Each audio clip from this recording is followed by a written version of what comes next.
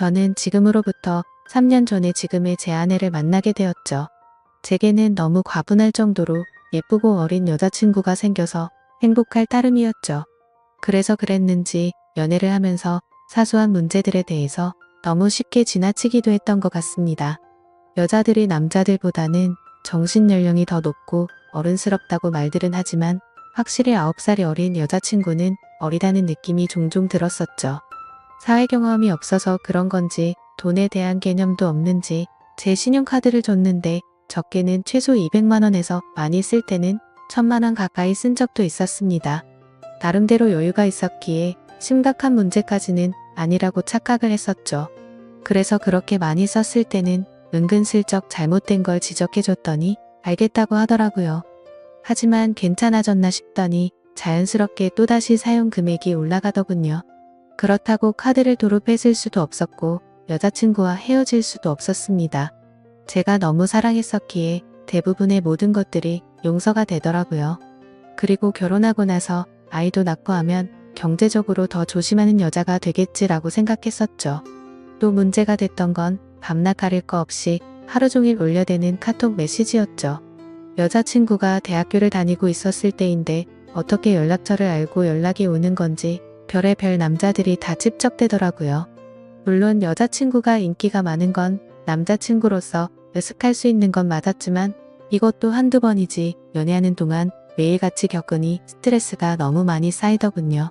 그렇다고 여자친구가 답장을 하지 않고 무시하는데 뭐라고 할 수도 없는 노릇이었죠. 하지만 나중에 다시 언급되겠지만 결혼을 하고 나서 이 문제로 인해서 결국에는 큰 문제가 생겨버리고 말았습니다. 아내와 저는 사소한 문제들을 뒤로하고 1년 동안의 연애를 하고서 여자친구에게 프러포즈를 했습니다. 예상대로 여자친구도 저와의 결혼을 받아주었고 양가 어른들을 만나 뵙고 인사를 하려고 상견례를 잡았죠. 그리고 그날 처음으로 마주한 장모님의 모습에 기겁을 할 수밖에 없었습니다.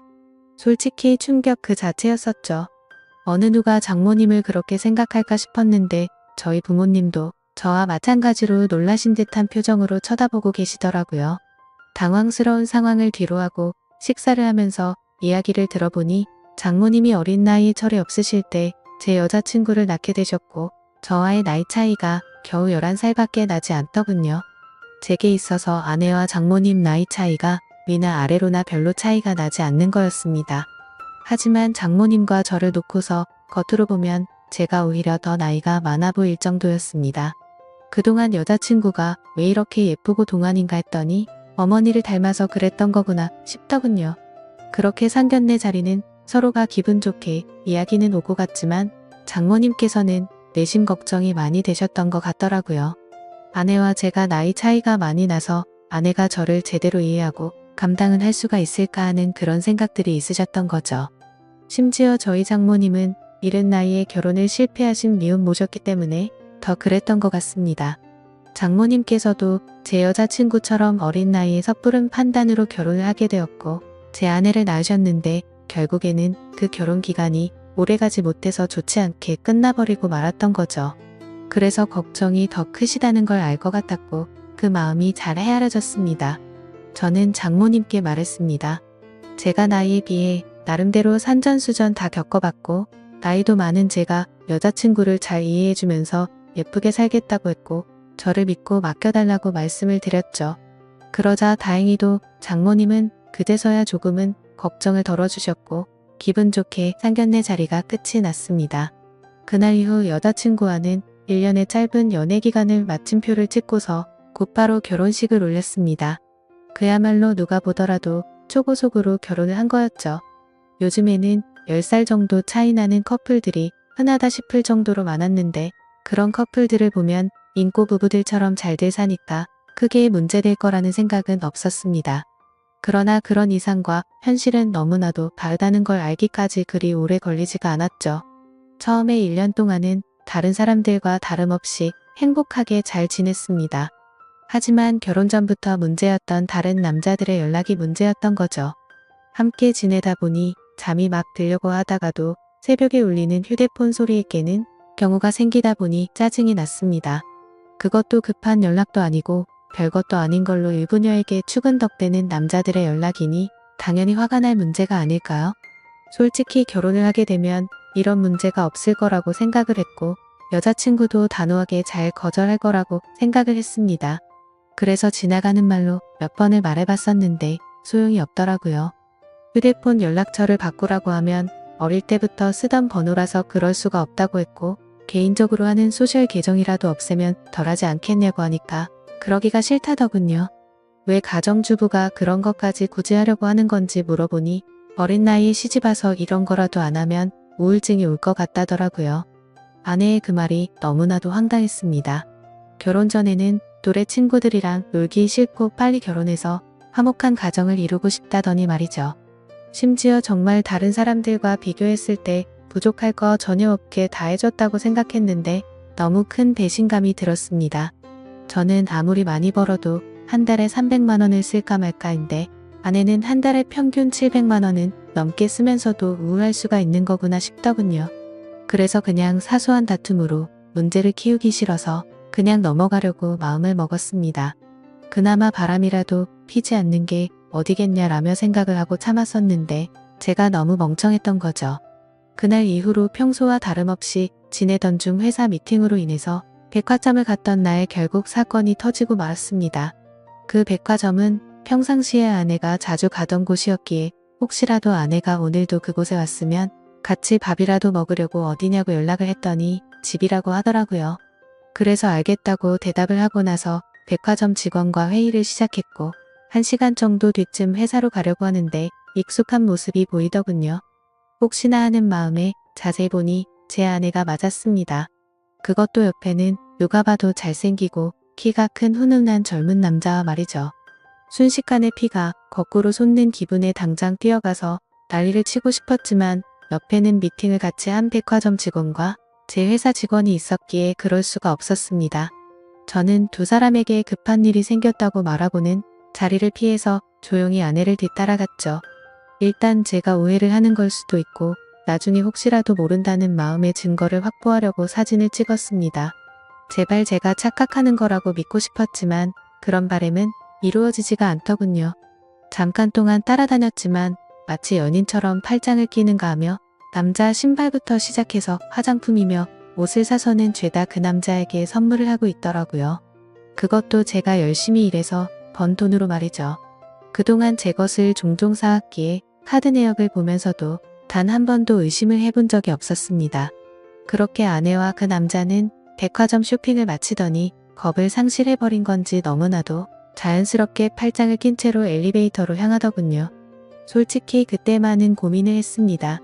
분노가 머리끝까지 치밀어 올라서 당장 달려가서 난리를 칠까도 생각했지만 이혼을 해야겠다라는 생각이 들었기에 억지로 참으면서 따라갔습니다.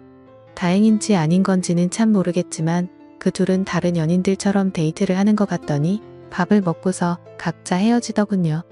아내가 집으로 들어가는 걸 확인하고 나서 차에 앉아서 한참 동안을 고민했습니다. 증거가 충분하지 않은 마당에 지금 모든 걸 밝혀버릴지 아니면 무조건 이혼한다는 생각으로 확실한 증거를 수집할지 말이죠. 그런데 그런 증거를 수집하는 걸 상상만 해도 정신이 나갈 것 같더라고요. 결국 도저히 이대로는 참을 수가 없어서 곧바로 집으로 들어가서 아내를 불렀습니다. 무표정으로 차분한 목소리로 부르는 게 이상하다는 걸 눈치챘는지 아내는 제 눈치를 살피더군요.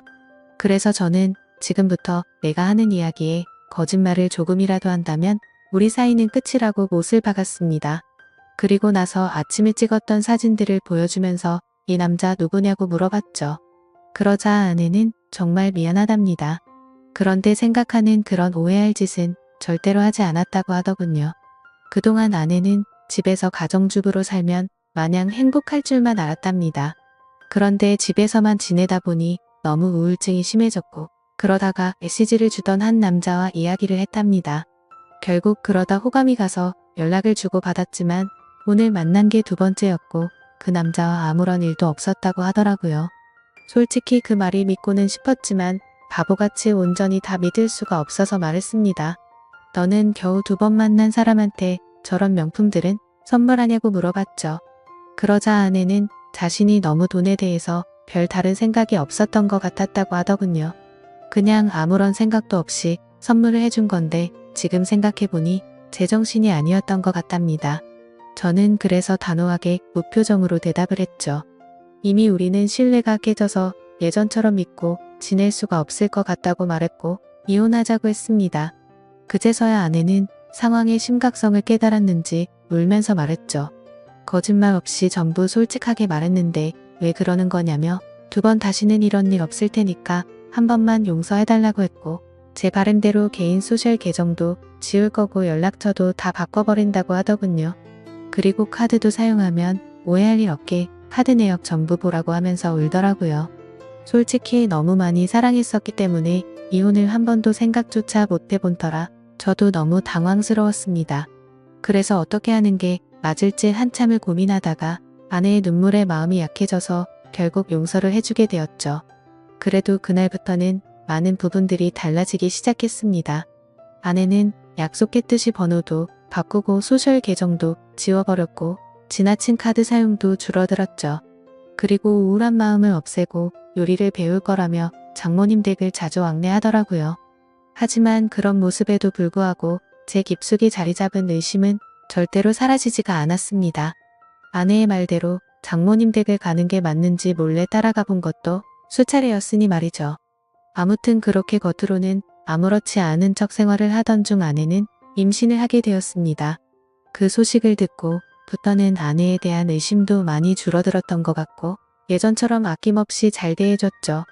그리고 날이 갈수록 평소에도 장모님을 잘 따르던 아내는 신체적인 변화들이 생겨나자 그 이전보다도 더욱 많이 장모님을 찾았고 아내가 장모님 댁을 가는 횟수보다도 장모님께서 저희 집으로 찾아오시는 경우가 더 잦아지셨습니다. 저희 집과 장모님 댁은 대중교통을 이용하게 되면 비교적으로 가까운 거리여서 장모님은 이른 아침에 저희 집으로 찾아오셔서 제 저녁까지 챙겨주셨습니다. 뭔가 기분이 참 묘하더라고요. 무슨 미모의 여배우가 와서 밥을 차려주는 기분인데 장모님은 음식 솜씨도 너무 훌륭하셨죠. 저는 그렇게까지 해주시는 장모님을 보면서 늘 감사했습니다.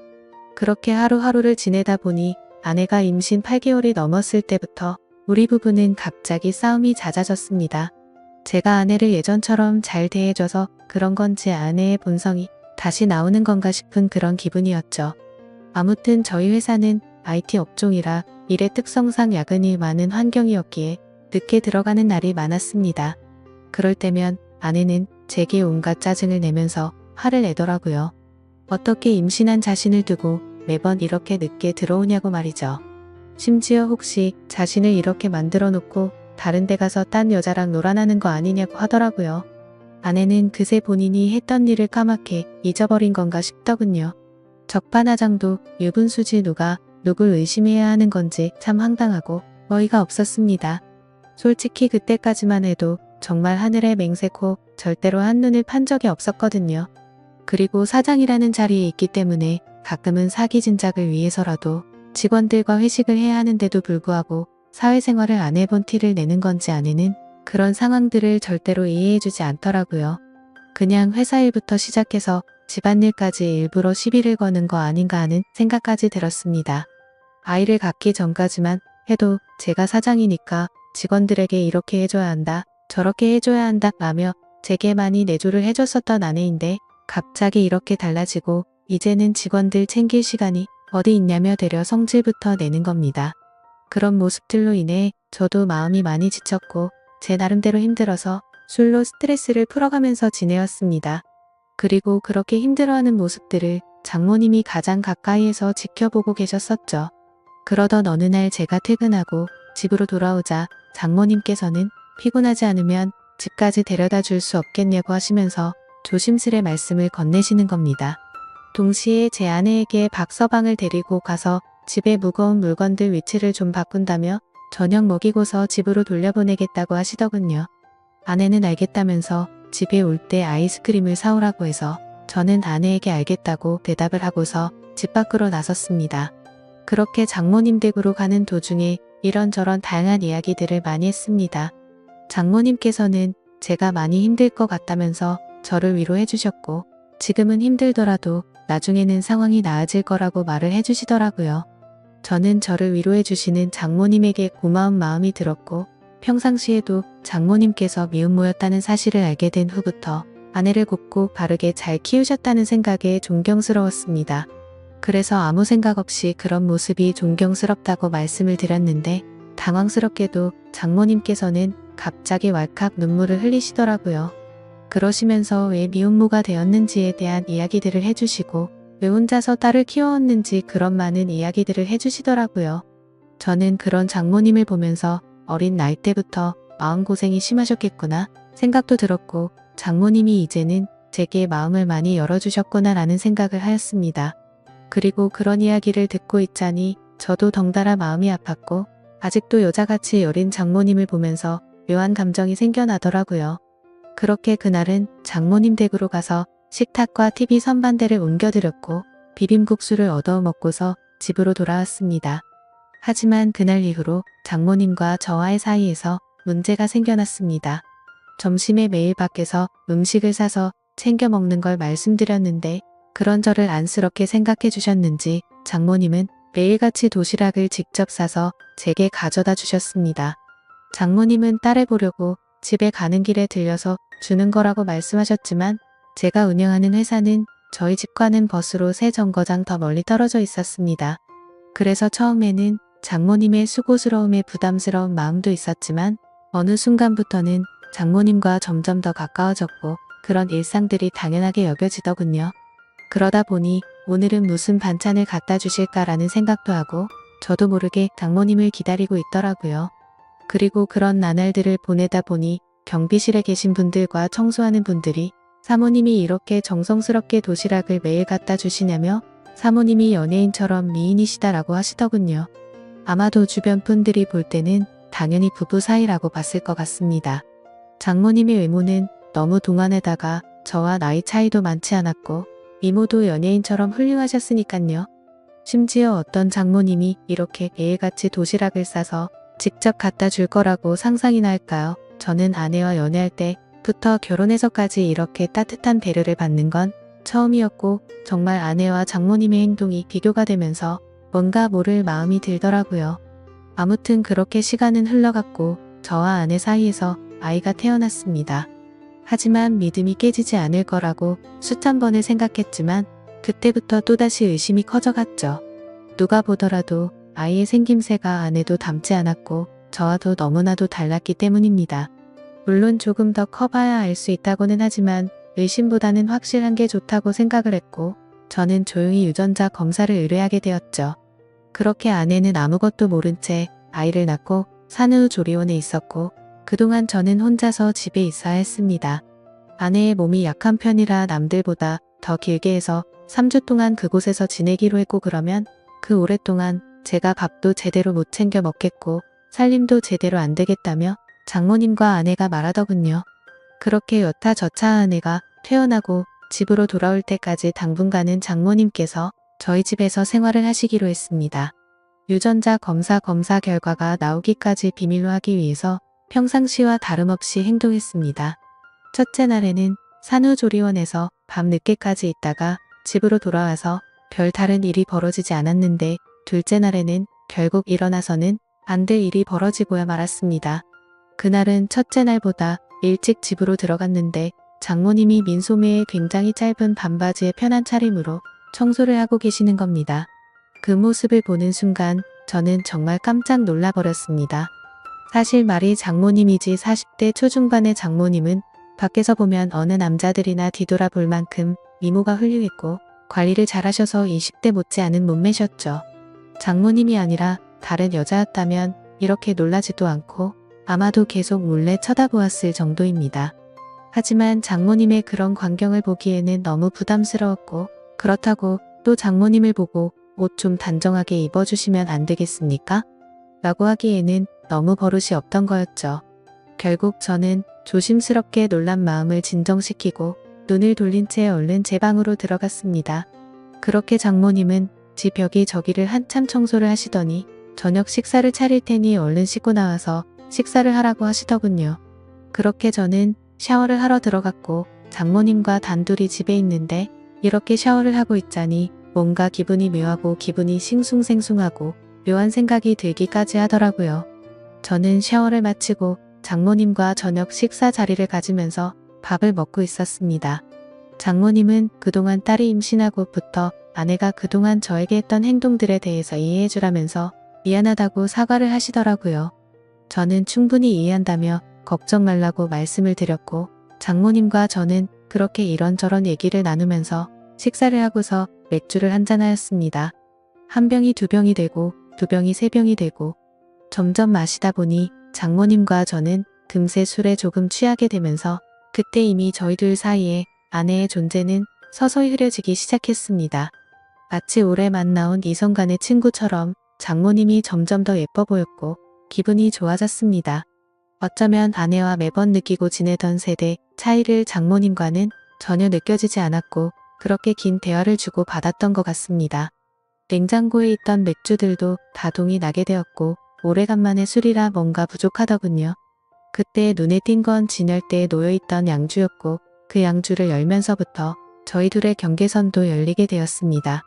40대 초중반의 나이의 얼굴은 30대 못지않고 또 몸매는 20대도 부럽지 않을 만큼의 장모님은 누가 봐도 관리를 잘했기에 그동안 저도 몰래 키워왔던 제 마음이 저도 모르게 생겨나기 시작했습니다. 술에 잔뜩 취해버려서 식탁에 엎드려 자고 있는 장모님을 보고 있는데 정말 피부가 뽀얗고 잡티 하나 없이 너무 예뻐 보였습니다. 그래서 저도 모르게 아내가 아니라 장모님을 만났으면 어땠을까요? 라고 했고 잠들어 있는 장모님을 앞에 두고 모든 사실을 터놓고 하소연을 했죠. 결혼 후에 아내에게 있었던 일에 대해서 말을 했고 믿음이 없어졌다는 사실과 장모님의 행동들이 너무 설레어서 이제는 내 감정과 마음을 모르겠다는 말을 했습니다. 그리고 결정적으로 유전자 검사를 했다는 사실까지 말을 해버린 거죠. 그 말을 꺼내고 나서는 아차 싶어서 봤지만 아무런 미동조차 없는 장모님을 보면서 안심을 했고 더 이상 실수를 해서는 안 되겠다 싶어서 방으로 들어가서 잠을 잤습니다. 그리고 다음날 일어나서는 사위로서 해서는 안 되는 말과 유전자 검사를 했다고 말한 기억이 들면서 깜짝 놀랐습니다. 혹시나 하는 마음에 얼른 거실로 나가보니 장모님은 전날에 술을 너무 마셔서 기억이 없다면서 정리가 안 된 술자리를 정리하고 계시더군요. 저는 속으로 한숨을 내쉬며 한편으로는 다행이라고 안심하면서 어색하지 않은 티를 내려고 TV를 봤습니다. 그날은 아내 출산으로 인해 회사를 쉬고 있어서 집에 있었는데 점심때가 다 되어서 장모님은 아내에게 다녀온다며 집 밖으로 나가셨습니다. 그래서 저는 조금은 편안해진 마음으로 조금 더 쉬고 있었습니다. 그날은 어제 있었던 일로 인해 아내에게 죄책감이 몸둘바를 몰라서 차마 얼굴을 보러 갈 수가 없겠더군요. 그렇게 저는 반성을 하면서 집에서 있었고 시간은 자정이 다 되어갔습니다. 아무래도 장모님께서는 아내와 같이 있으려나 보다 하고서 잠자리에 들려고 방에서 누워있는데 문 여는 소리가 들리더니 장모님이 자정이 조금 넘어서 집으로 들어오시더군요.